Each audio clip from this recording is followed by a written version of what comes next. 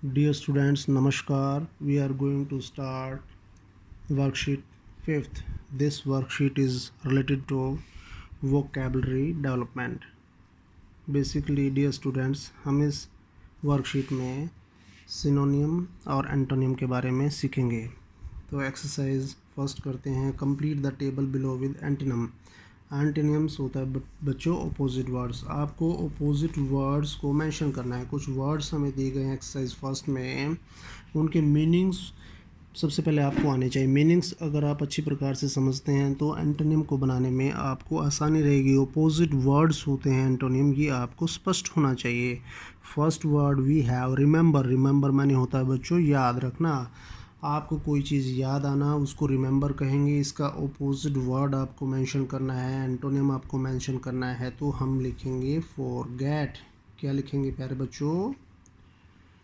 Forget.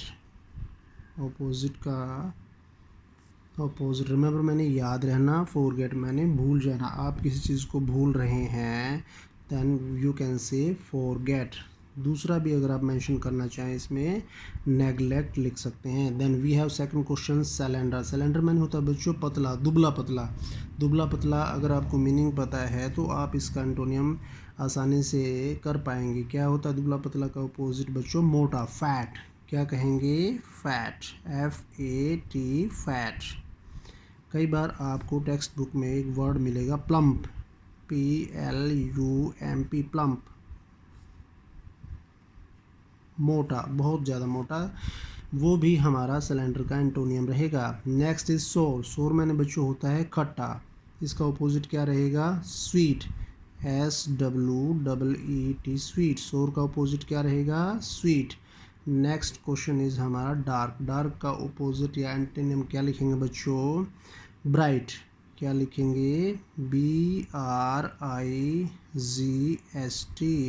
Dark माने अंधेरा, bright माने चमकदार। Then we have nervous. Nervous हो जाना। नर्वस का अपोजिट मीनिंग या एंटोनियम क्या लिखेंगे बच्चों? काम। आप नर्वस हो जाते हैं किसी स्थिति में, उसका अपोजिट रहेगा CALM, काम। काम मैंने होता है बच्चों शांत होना। क्या होता है स्टूडेंट्स? शांत होना। कई बार आपको रिलैक्स्ड वर्ड लिखा मिलेगा, वो भी इसका आंसर सही रहेगा। Next we have careful. Careful आप जिस चीज़ के बारे में, उसका अपोजिट वर्ड क्या रहेगा? केयरलेस, CARELESS, केयरलेस वर्ड बनाएंगे। Next we have weak. Weak माने बच्चों होता है कमज़ोर। वीक माने कमज़ोर। तो वीक का अपोजिट या एंटीनम क्या रहेगा? स्ट्रॉन्ग। क्या रहेगा? STRONG, strong. Then we have nothing. We have word nothing. Nothing का अपोजिट एंटोनिम रहेगा हमारे पास समथिंग। नथिंग माने कुछ भी नहीं है। नथिंग का अपोजिट समथिंग। समथिंग माने कुछ है। कई बार आपको एवरीथिंग वर्ड मिलेगा इसके एंटोनिम में, अपोजिट में, ऑप्शंस में, तो वो भी आपके लिए ठीक रहेगा। Next we have second exercise.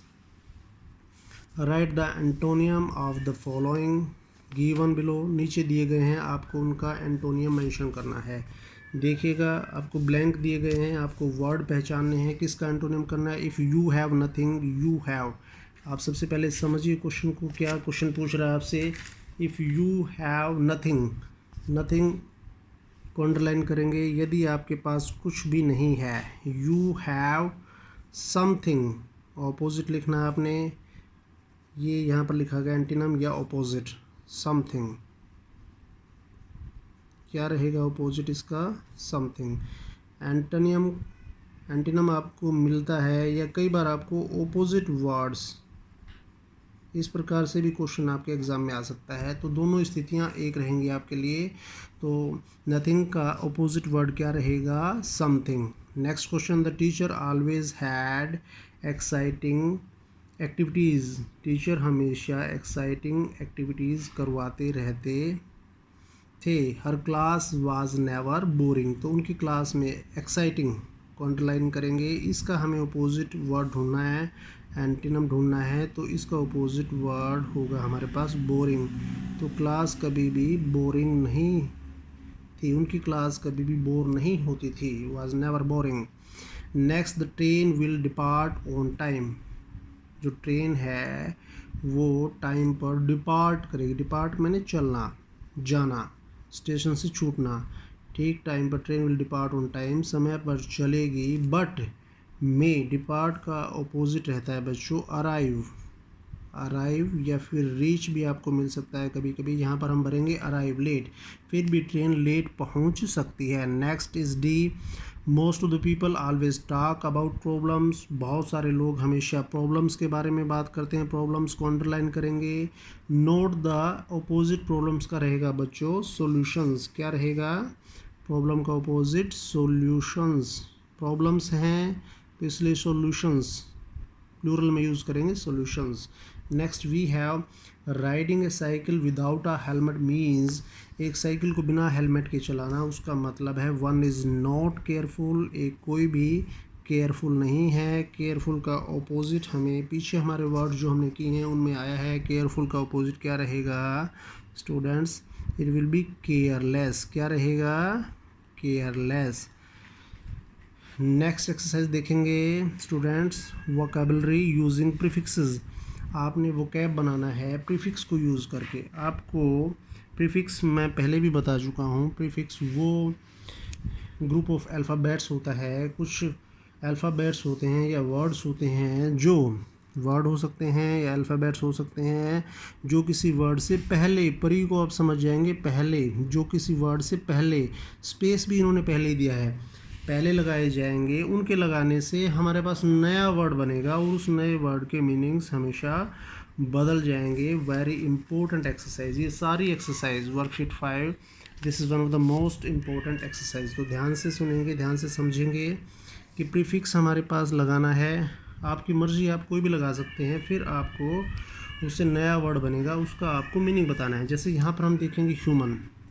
Human मैंने मानव से, मानव का मतलब होता है हम सब, मानवीय एक्टिविटीज़ हैं, ह्यूमन है जिसके अंदर दया है। तो इससे पहले हम प्रीफिक्स लगाएंगे। एक बात तो ध्यान रहे, कई बार सफिक्सेस कहता है। सफिक्स वर्ड अगर आपके पास आता है तो वो किसी वर्ड के बाद में यूज़ होंगे। यहाँ पर हम बात कर रहे हैं प्रीफिक्स की, तो आप लगाएंगे यहाँ पर इन, आई एन अगर हम यूज़ करते हैं, आई एन, ये इन हो गया। इन लगाने से ये नया वर्ड हमारे पास बन गया इन ह्यूमन, एक वर्ड बन गया इन ह्यूमन। तो इन लगाने से बच्चों इसका मीनिंग ऑपोजिट हो जाएगा। इन ह्यूमन का मतलब होता है हमेशा, यहाँ पर मीनिंग भी आपको बनाना है। फिर इस नया जो वर्ड बना उसका मीनिंग आपको लिखना है। इन ह्यूमन का मतलब रहेगा बच्चों क्रूअल, निर्दयी, जिसके अंदर दया नहीं है, ऐसा इंसान, that is called in human, also called brutal, not human. Next question देखेंगे, सर्टेन को हम क्या लगाएंगे? सर्टेन में कोई प्रीफिक्स बनाएंगे। सबसे अच्छा प्रीफिक्स होता है अनसर्टेन। क्या लगाएंगे बच्चों? अन लगाने से इसको हम जोड़ेंगे, क्या वर्ड बन जाएगा? अनसर्टेन। क्या बन जाएगा? अनसर्टेन। अनसर्टेन का मीनिंग हम करने जा रहे हैं, ऑपोजिट मीनिंग हो जाएगा। अनसर्टेन का मीनिंग होता है बच्चों नॉट श्योर। क्या रहेगा? नॉट श्योर, जिसकी आपको श्योरिटी नहीं है। नेक्स्ट क्वेश्चन देखेंगे, बैलेंस को आप लगाएंगे। बैलेंस में आप प्रीफिक्स लगा सकते हैं इम, आई एम, इम और बैलेंस को मिलाकर करके आपके लिए वर्ड बनेगा इम्बैलेंस। क्या बन जाएगा? इम्बैलेंस। इम्बैलेंस के मीनिंग है नॉट इक्वल, नॉट बैलेंस्ड। आप दोनों में से कोई भी लिख सकते हैं, नॉट इक्वल और नॉट बैलेंस्ड। नेक्स्ट क्वेश्चन हमारे पास एबल है, एबिलिटी से रिलेटेड है। एबल से पहले अगर आप अन लगाएंगे तो क्या बन जाएगा बच्चों? Dear students, it will be unable. क्या बनेगा? अनेबल। अनेबल का मीनिंग जब आप लिखेंगे सामने तो आप क्लियरली लिखेंगे नॉट एबल, ऑपोजिट हो गया प्रीफिक्स लगाने से। Next is efficient. एफिशिएंट को आप इन प्रीफिक्स जोड़ेंगे इसमें तो बन जाएगा हमारे पास इन एफिशिएंट। क्या बन जाएगा बच्चों? In efficient means not efficient, not capable, not working. आप यहाँ पर लिख सकते हैं in efficient means not working, जो काम नहीं कर रहा है, that is inefficient. Then is mature word. Mature से पहले आप लगा सकते हैं बच्चों आई एम, इम वर्ड हमारे पास नया बन जाएगा इम मैच्योर। इमैच्योर, इसका मीनिंग रहेगा नॉट मैच्योर। डियर स्टूडेंट्स, ध्यान रहे ज़्यादातर वर्ड्स जिनमें हमने प्रीफिक्स का यूज़ किया है उनके मीनिंग्स लगभग ऑपोजिट हो गए हैं। इसी प्रकार से स्पष्ट रहे, प्रीफिक्स या सफिक्स का यूज़ करने के बाद दिए गए वर्ड्स के मीनिंग्स बदल जाते हैं। Next we have another exercise. Next exercise को देखेंगे dear students. This is write sentences using 4 of the pairs. अब इसने इसी के ऊपर बेस्ड, नेक्स्ट एक्सरसाइज नहीं कहेंगे हम, इसी पे बेस्ड दिए गए हैं क्वेश्चंस। सेंटेंसेस बनाने हैं, हमने 4 पेयर्स को यूज़ करना है। 4 पेयर्स को यूज़ करना है, इन्हीं में से we have 6 pairs.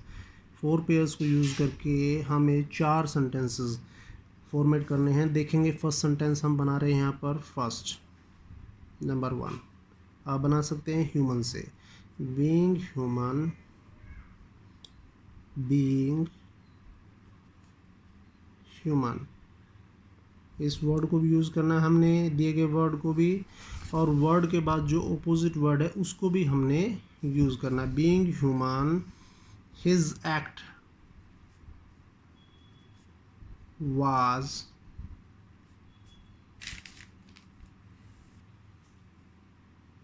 N inhuman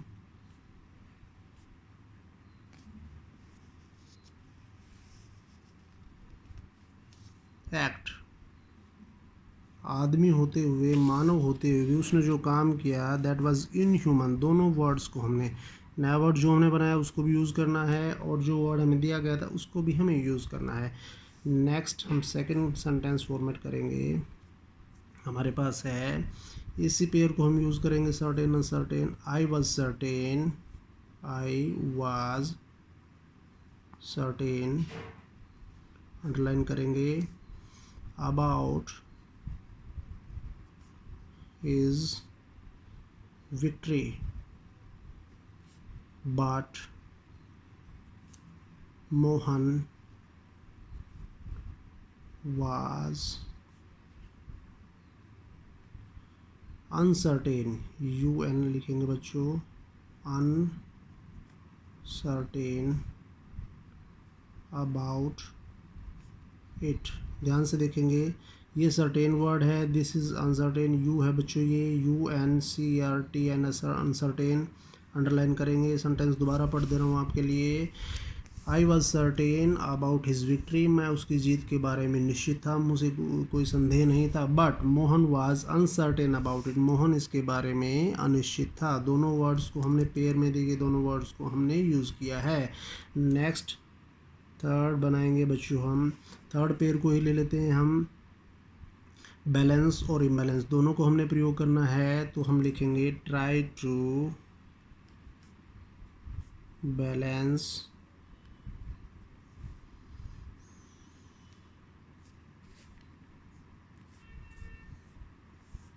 try to balance your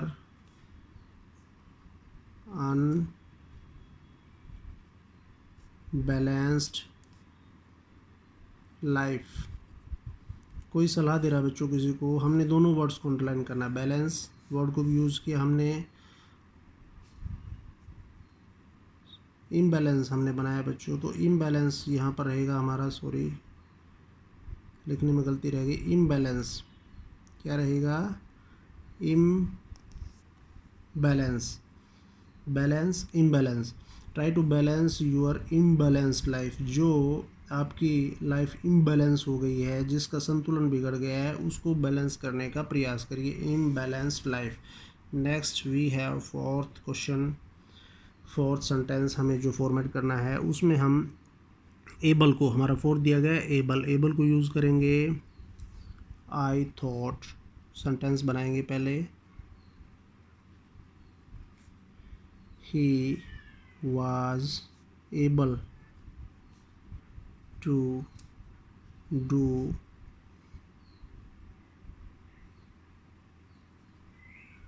that work, मैंने सोचा वो काम करने में एबल है, but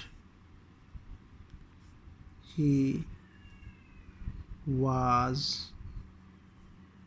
unable to do that.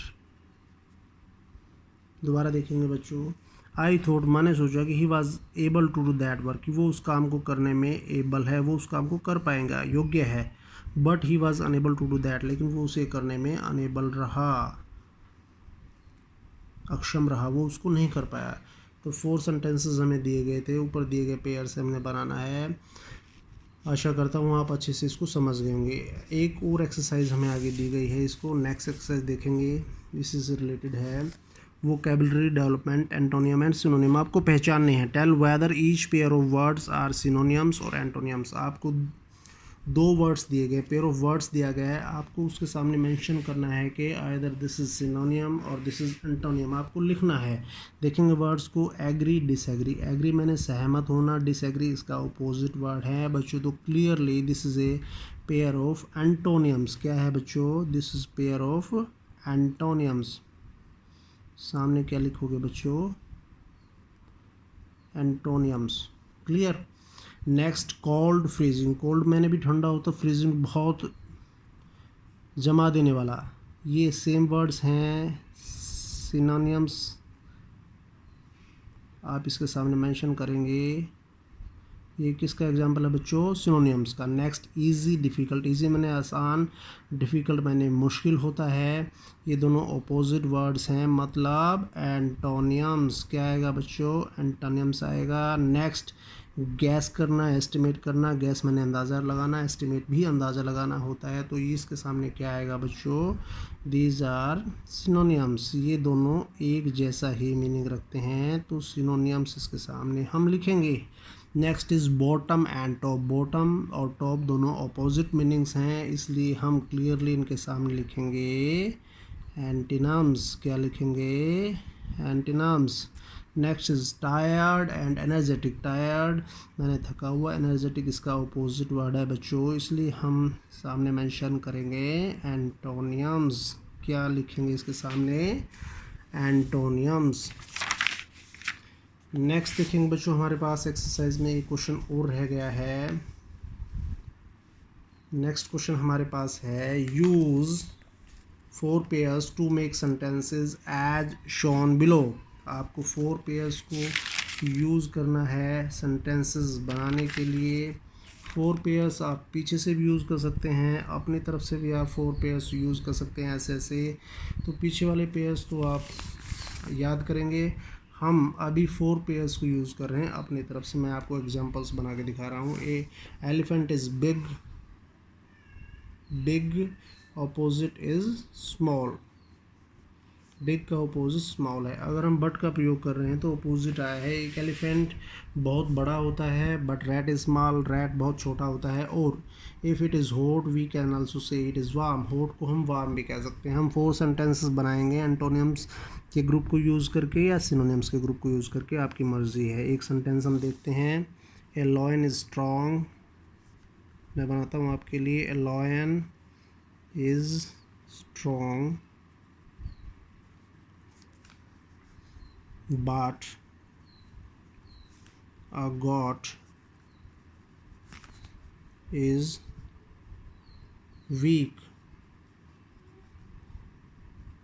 यहाँ पर तुलना कर रहे हैं डियर स्टूडेंट्स। स्ट्रॉन्ग, स्ट्रॉन्ग माने मजबूत। एक लॉयन बहुत ताकतवर होता है, स्ट्रॉन्ग होता है, पावरफुल होता है, but a goat is weak. एक बकरी हमारे लिए, बकरी को हम देखेंगे, वो एक शेर के सामने बहुत कमज़ोर होती है। इस प्रकार से हमने एंटोनियम के पेयर को यूज़ किया। नेक्स्ट पेयर हम कोई भी बनाएंगे, जैसे हम एग्जांपल ले सकते हैं और रैबिट, रैबिट, या फिर स्टोरीज़ के अंदर हम हेयर का इस्तेमाल करते हैं। हेयर माने भी खरगोश होता है। A rabbit is fast but a tortoise, tortoise, tortoise is slow। ध्यान देंगे बच्चों, रैबिट खरगोश बहुत तेज़ दौड़ता है, बहुत तेज़ होता है, but a tortoise is slow, लेकिन एक टोर्टोइज बहुत ही धीमा होता है उसके सामने। नेक्स्ट हम बनाएंगे ए बैम्बू। एक एग्जांपल ले लेते हैं हम छोटा सा, bamboo is long but a pencil is short. Antonym के एग्जांपल्स हम लिख रहे हैं, शॉर्ट, लॉन्ग। लॉन्ग का अपोजिट शॉर्ट है, ये भी आपको याद रखना है। बैम्बू बहुत लंबा होता है लेकिन एक पेंसिल शॉर्ट होती है, छोटी होती है। नेक्स्ट, नाइट इज डार्क,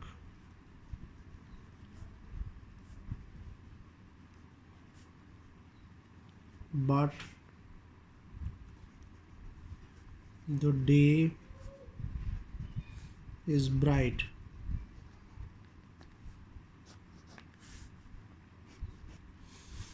एक रात बहुत अंधेरी होती है लेकिन दिन बहुत चमकदार होता है। 4 सेंटेंसेस हमने बनाए हैं, सभी एंटोनिम से हमने बनाए हैं, अपोजिट वर्ड्स के पेयर को हमने यूज़ किया है। तो आपके लिए 4 पेयर्स मैंने तैयार कर दिए हैं, आप आसानी से ये भी याद रखेंगे इन एग्जांपल से। स्ट्रॉन्ग का अपोजिट हमारे पास वीक है, फास्ट का स्लो है, लॉन्ग का शॉर्ट है, डार्क का ब्राइट है। डियर स्टूडेंट्स, हमारी वर्कशीट 5 कंप्लीट हो जाती है। मैं रिपीट कर रहा हूँ, this is one of the most important worksheet and most important exercises दी गई हैं। इसके अंदर हमारे पास में ऑपोजिट वर्ड्स दिए गए हैं, सिनोनिम्स दिए गए हैं। आशा करता हूँ आप ध्यान से इसको दोबारा देखेंगे, ध्यान से समझेंगे, और जिन बच्चों के पास वर्कशीट्स हैं वो उसको क्लियरली वर्कशीट के अंदर लिखेंगे साफ साफ। जिनके पास वर्कशीट्स नहीं हैं, जो कंपटीशन के लिए, एग्ज़ाम के लिए तैयारियां करते हैं, वो इसको अपनी नोटबुक में आप इसको मेंशन करेंगे, राइट करेंगे या 1-2 बार देखेंगे और आप इसको आसानी से अपने एग्ज़ाम में कर पाएंगे। Thank you students.